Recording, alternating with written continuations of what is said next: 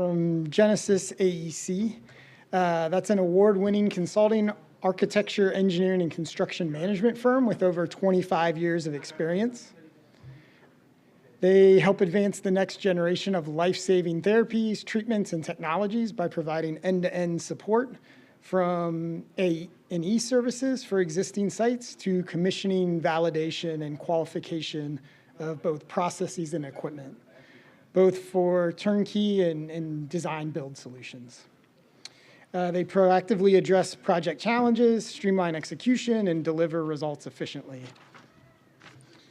and result in life science organizations that are able to bring critical therapies to market faster. So joining us today are Christopher Ham and Michael Marone. And please join me in welcoming them to the stage.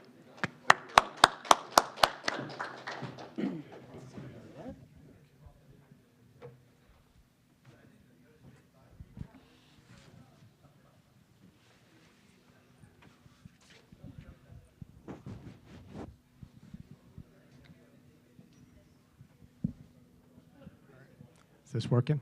Yes. Okay. Thank you. Thank you, everybody, for coming out and seeing our presentation today. This presentation will focus a lot on the upfront planning and project initiation for a project, so that that is the most important critical stage of defining where the project's going to go and what it could potentially do for you going forward. So we can't predict the future. But what we can do is try to design a facility for you that will be adaptable and flexible for future technologies. So we're going to go through how we do that. And I have this saying that I've been using lately, which is say the obvious out loud so everyone knows it's obvious. And what we try to do is make sure that we are diving deep into the reasons for the project before we even start talking about what the project could be. So we're going to talk to you about the products and the modalities you may want in this facility, how quickly you need to get there, and what your costs are, right? So we understand that the business plan for the new facility is based on how quickly we can get you in, how quickly you can be getting the product out.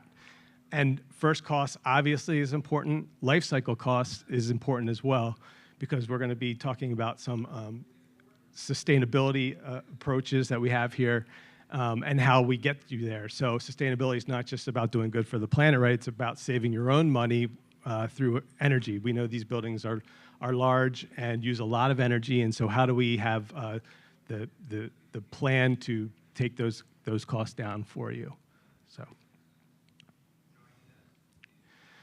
The one I want to focus on first here is the early involvement. So when this project is coming up through your pipeline and your system, it would behoove you to talk to your design teams, your construction teams as soon as possible. Someone could be coming up with a schedule that isn't potentially based on real world constraints. And that's not how fast can we design it and how fast can someone build it. If you're developing a new Greenfield site, it could be how soon is the power company going to be able to get electricity to your site? And that could be 2 or 3 years. It could be longer than your equipment. So we always try to be engaged as early as possible to help you make decisions and create a realistic plan that gets you a successful project. And we do that through cross-functional collaboration. The right people at the right time making the right decisions is what we try to preach. So at the beginning of the project, we will definitely do a pool planning session where we talk about when we need decisions from you, because there's a lot of in parallel processes that are be going on here. There's going to be your internal discussions on what products you're going to be making, what products you might be making. The equipment, I'm sure, is going to have long lead times, so you're going to be talking to the equipment vendors and getting their takes on things. We have our own benchmarks on equipment, so we can be planning around those benchmarks and being conservative with what we're doing.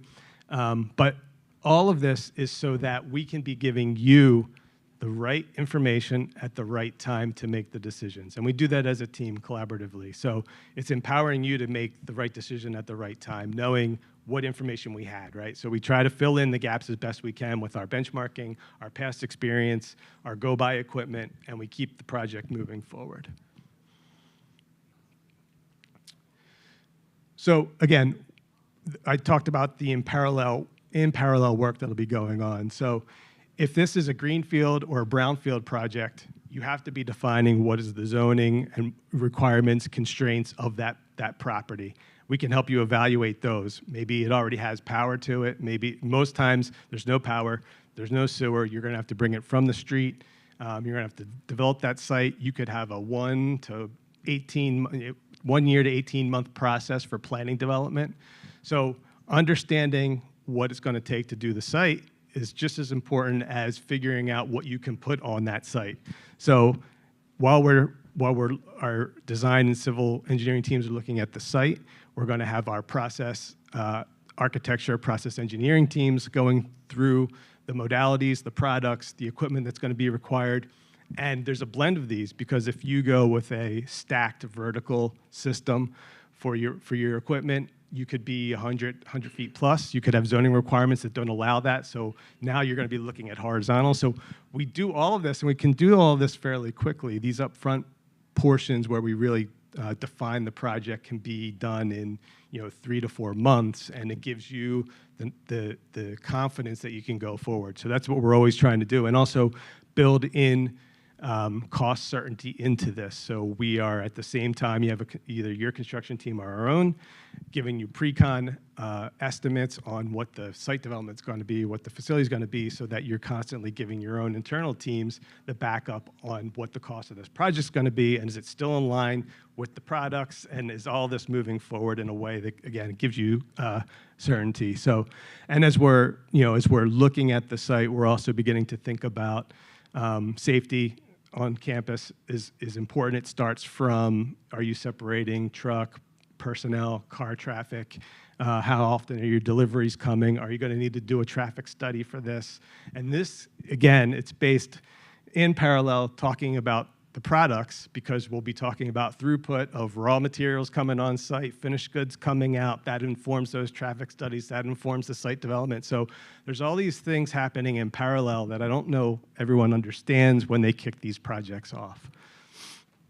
And at the same time, we are planning for sustainability in how you orient the building, right? So if you put the building in a north-south orientation, you minimize the exposure on the east and west where you get glare and the sun coming in. You can protect on the southern elevation of the building with horizontal sunshades. You can keep the sun out of the building. You keep the sun out of the building with that solar protection, and now you're not dealing with that heat gain. And then we call it a visualization process for the building. So yes, we understand that what is being manufactured here is the heart of the project, of the building itself, but there's everything else about it. What is this building going to say about your company, about your vision? What does it say to your employees? So we talk through all of these as well, and there's always a baseline. This is what we said the project's going to be now. We understand there's going to be changes, so we can manage those changes once you have that baseline going forward. And then the plan for adaptability, we start right from the beginning. Like, how do you protect yourself against future changes? So a lot of times it's looking at structural bays, bay heights, column spacing, how much power is to the site, and then looking at what is the overall. A lot of times we will convince you to do a full build out of this site to see what it can do, and then we'll work back to what is the first cost you have, what's the first products you want to produce there, and then that way you can expand it as you need to. And so, a lot of these are just some of the facility drivers, right, that we know a project like this gives us. So we could have height limitations based on the zoning, the building type, what's the equipment placement, personnel, raw materials, WIP, waste, finished goods, all of those are important. The adjacencies of all the other spaces that support the building, right? So we have the process, we have the manufacturing. What about the quality labs? Where they go? Where's the admin go? Where the break and locker rooms go? So that this thing, you get your employees in quickly, they get changed, they're onto the GMP floor. At break time, they're out, they come out, they degown, they get their lunch, and then they're back on the floor again. We look at that. Then we also look at the hazardous materials that you're going to be having in this facility, and that's going to have a whole second set of drivers. Is it building separation, unlimited building? Are we going to protect all the steel, or is it concrete? So that drives all of those decisions, along with the preliminary regulatory requirements. Who's going to be in this? Is it FDA? Is it EU? Is it both? Who's going to be certifying the facility for you? Out of that comes some of the things that we think are base level for the decisions you're going to make to be flexible. Most times, pay for the extra steel to go the long span and give you a lot of height. If you end up not needing all of the height, so we could be going 30, 40 feet tall for a high bay, you can put a mezzanine in there that gives you future function later, and we'll show when we're doing the master plan, it looks like this with a high bay, it looks like this if you put the floor in there.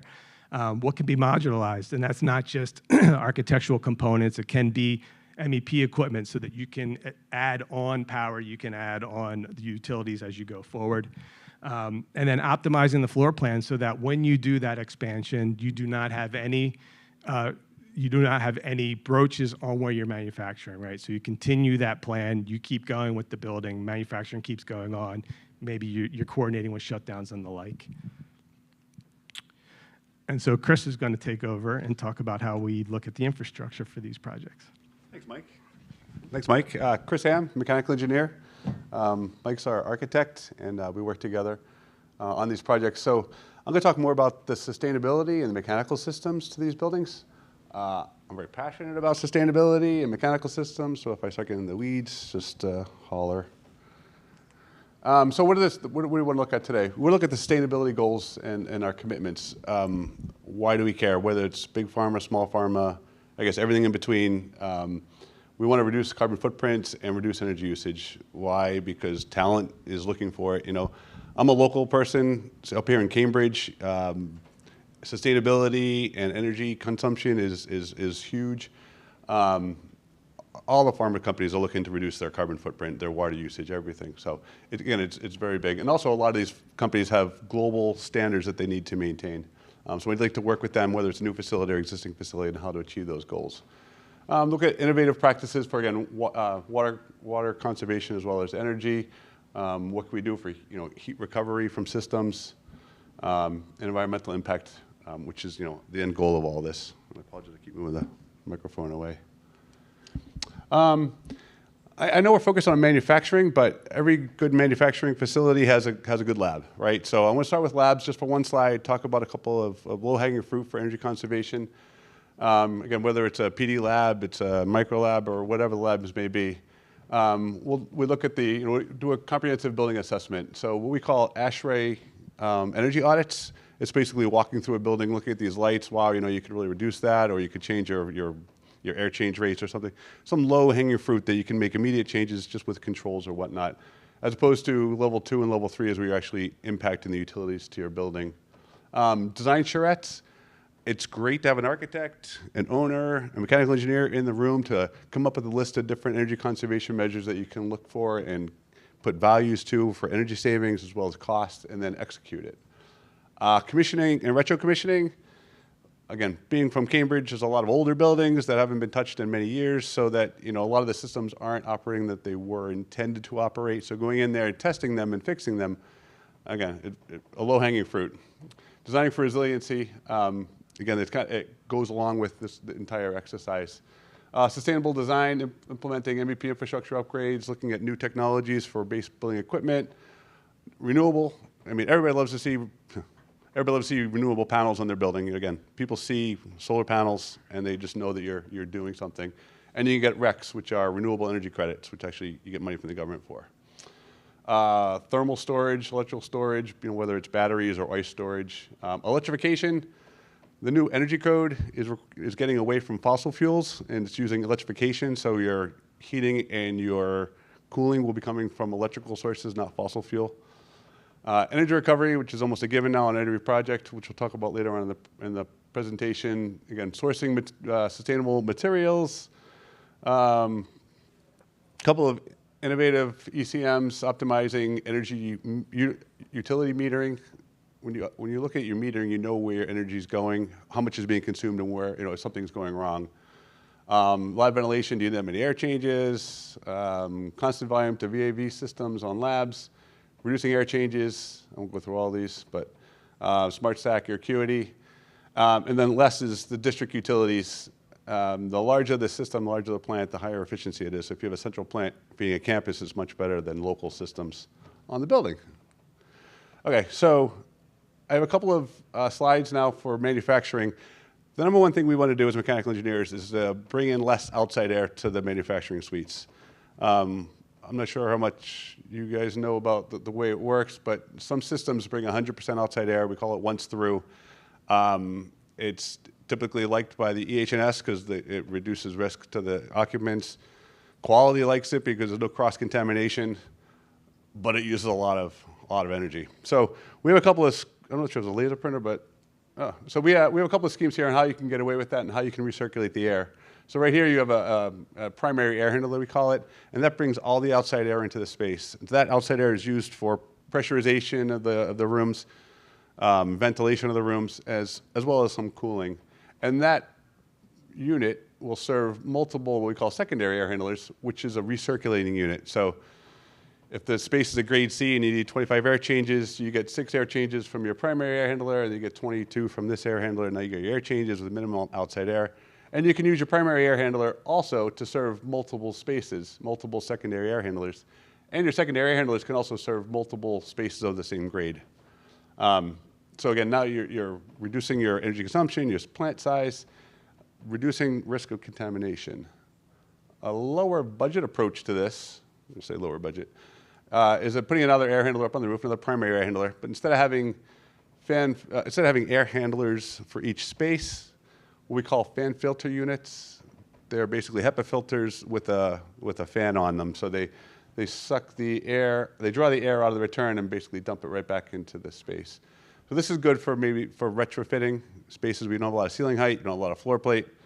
Also, again, it's very efficient. Some of the building operators don't like it as much because these filters do tend to fail and they have to get into the room to replace them. So there's drawbacks and whatnot. But again, both of those systems are highly accepted for reducing your outside air. Quick little case study. So working with a client right now. They have grade C spaces, size of 22 air changes. And this is based on all the energy consumption for both the air handlers, the central plant, gas consumed, power consumed. And so again, the top case is 100% outside air. It does have energy recovery, again, because you have to go energy recovery, but it's what they call sensible only, not latent, which is energy recovery that's basically there's no cross-contamination would happen, but it's just your sensible heat, no latent. As opposed to the lower one, again, this is with only 38% outside air, and you can see the total consumption, the difference in the consumption is $114,000. So that's great that your energy consumption is less, now your central plant's also less. Potentially, you're buying more air handlers if, again, you go with the second scheme with the secondary air handler there. But you could also, again, look at other systems such as fan filter units. So very good. Next is, this is our common thing we do all the time. We challenge the space classifications. Does it really need to be ISO 5 grade A, or can you put an isolator in there? Is it really open or closed process? Like, I mean, oh shoot, apologize. So you look at the air change rate here. It's just so much more energy, particularly if you want once through. I mean, and of course, some clients do that. So we like to work, again, with quality, EHS, the users, to figure out what the grade space really needs to be, try to push the envelope as much as we can to reduce our space classifications. Target air change rates, back in the day, it was ISO 7, it was 25 air changes, and you did the math, and that's what it was. That's not accepted really anymore. Now it's all about particle count and how do you do it. So you start with, let's just do a dilution model. Let's look and see who's in the room, what's causing the particulates in the room, how pressurized is the room, what else can we do? And then we do our calculations and we go with that. We could further go with CFD modeling, where you actually model the room, and you can actually have a graphic of the particles being generated and then the particle count in the room, which again, this all allows you to design better to the air change rate in the room. Again, don't focus solely on air change rates.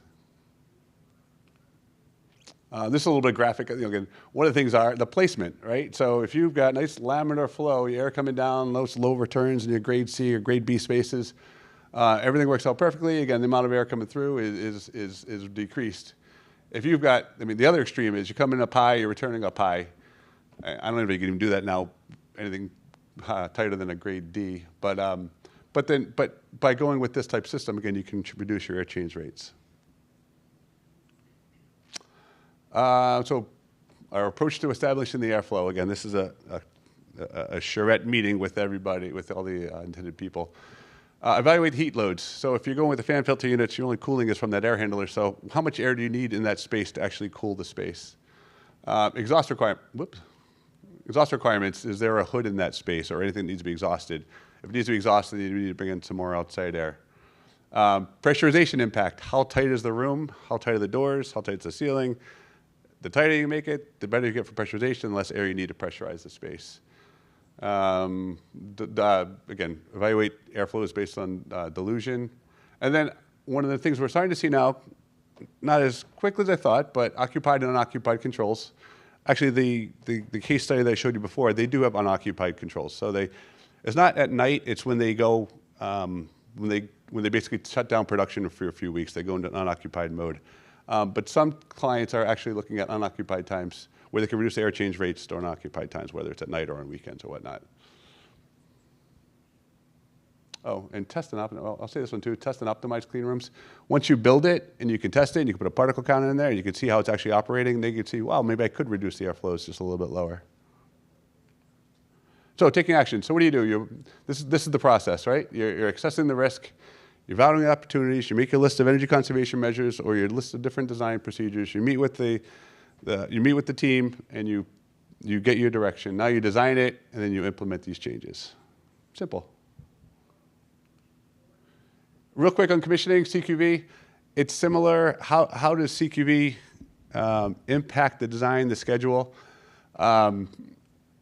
There's no big red button. You don't push the button and the building just works when you're done, right? You got to test everything. You got to fix everything. It doesn't really work. So the earlier you get these parties on board, the sooner. The sooner they can make their testing protocols, they can start testing their procedures, start getting their documents prepared. It just makes, again, everything go so much smoother to make your dates and your moving in. So accelerate your time to market. I think that's it. Thank you, everybody. Questions, comments? Oh, thank you. Appreciate it. We have several minutes for questions if there are any from the room.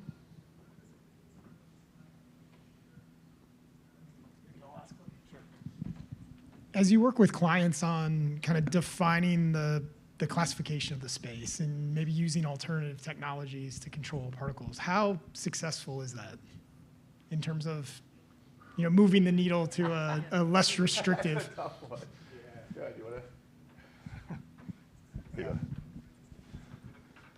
How successful is that? I think, so we're lucky enough that our president, Norm Goldschmidt, helps the FDA write regulations. So when it comes from him, what is allowable or what's not, based on these studies, we get traction there because he's not going to put his reputation on the line to say this is going to pass, and then it doesn't. And then it takes one, and then you show that one, and then it's two, and then it's three, and it builds. But I don't know what the actual numbers are in instituting some of these changes within our client base. The problem is sometimes people are already doing that system. They know it works, so why they don't want to risk their put their neck out for it. But also a lot of times we go and we design it, and wow, again, I think of the ISO 5 project we're working on now. If you could reduce that, then it could make the project go. It's just all about the money and whatnot. So maybe they look again at, I think we're trying to get them to use, or suggesting isolators for those guys. So it's definitely a... I can say on the lab side, this goes back 20 years ago. We were, luckily, it seems most companies have put their sustainability under their EH&S umbrella. So we were doing a lead research building, heavily chem-based. This was when they were called low flow fume hoods that were coming out to reduce energy. And it took 4 trips out to the testing facility to watch the smoke test with the fume hoods before EHS said, okay, we understand it's going to be good for the sustainability and energy portion of this, but we want to make sure we're still remaining safe. And they showed that, that's one of the beginnings of it's just not dumping a bunch of air in a room and then ventilating it out that makes something safe.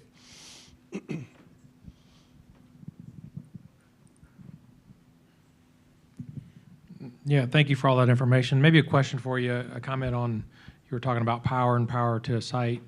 Do you have any thoughts on general themes on power reliability, meaning like, are you seeing facilities getting entirely backed up by generators, UPSs? What would you say the trend is around that? And I'm asking in the context of a parenteral manufacturing site. So we probably have different and similar experiences. We work with, a lot of our clients are big pharma, and they will bring in 2 separate services, right? So they'll start there, 2 separate services, and then the backup goes, we've had cogen plants created on site. So the reliability, maybe you can add to that. Yeah, it's everything, right? Because you can't have, you could lose $1 billion in product, or, whatever it is, whatever the cost to back that up pales in comparison to what you would lose if you didn't. Anything else? No. No? Totally Okay. get it. Similar with CDMOs. They're some of the smaller pharma can't do their own manufacturing. They go to a CDMO or a CMO, and they're backing up too, because like Mike said, you need that. It's the same product, right? Right, Regardless of who's manufacturing it. Yeah.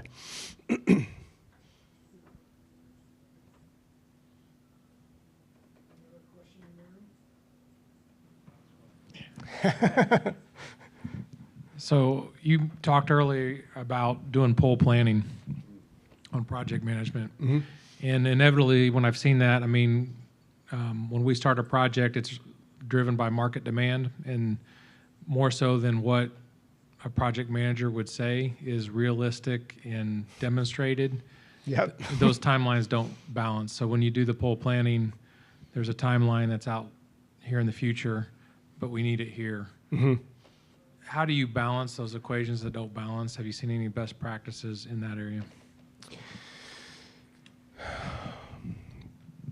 So many times to pull that in, we make sure that it is the team buying in on whatever the decisions are that do that, right? We've had projects where we had to pull it in, say, 3 months. The decision made was we are going to release the footprint for civil to get moving. We've agreed that it's going to be 110,000 square feet, right? And then we said 2 weeks later, we're going to release the steel and the envelope based on the concept floor plan. So we've released those packages, those early packages, and also, we based the equipment, primary equipment sizing on the rooms that were in the concept plan. And then we just guide the client through each step of the phase to say, all right, we can move these pieces around for a little bit longer. We put extra door openings around the whole perimeter in case we started to change, corridors and egress routes out of the building. And we just told them basically, we can make these changes until the steel comes in. Once the steel's in, we got to lock these parts because we're either going to start to pull doors out, whatever. And we just guide them through. When the air handling unit submittals come in, we're locked, right? We're going to size it. So it was really like getting really micro on that pool planning, not just to say we're releasing here. It's we have these milestones also with which we can continue to fine tune that plan And that actually was a lead project, and it came in. And the thing that this was a good client relationship that we had, where they said, we know it's hard to define this project right now. Can you write a proposal for your fee? Be conservative if you have to. And we just did some really monthly project controls that at the end we gave back $200,000 out of our fee, knowing that there was going to be a bunch of contingency in there for the things we just didn't know. And that had a small owner team who could make really kind of quick decisions based on the information we were giving them, but it went really well. And that one was based around equipment's coming on this date. We need to be enclosed enough, ready enough for it to, and that equipment wasn't going to turn on for another 4 months, so you're still building around it. So a lot of our dates were, let's get far enough along to get the equipment in, and then we just keep going. Time for one more question. So just on the feasibility evaluation or site evaluation, what are like the most 2 or 3 common pitfalls that you see that are missed? I mean, you mentioned obviously like footprint traffic or just traffic studies. You mentioned zoning, but what are maybe 2 to 3 that might delay a new site build or brownfield site? Stormwater, depending on where you are, and how they're controlling stormwater. I'm going to say if they go to an existing building and the infrastructure can't support it, sometimes we're not involved early. They find a building, they sign a lease, or worse, they buy the building, and the building can't support the ductwork, can't support any of that. So, Yeah. They might see a high floor-to-floor, but it still can't support it. That would be my MEP. or with energy codes these days, we've had to Right. reskin buildings based on energy codes and the change of use. I've also seen people, the public not want something that might have high hazards right next to their house, or if the zoning is allowing that use, they'll still get pushback on what you're putting on that property. Thank you. All right, let's thank our speakers. Thank you. Thank you.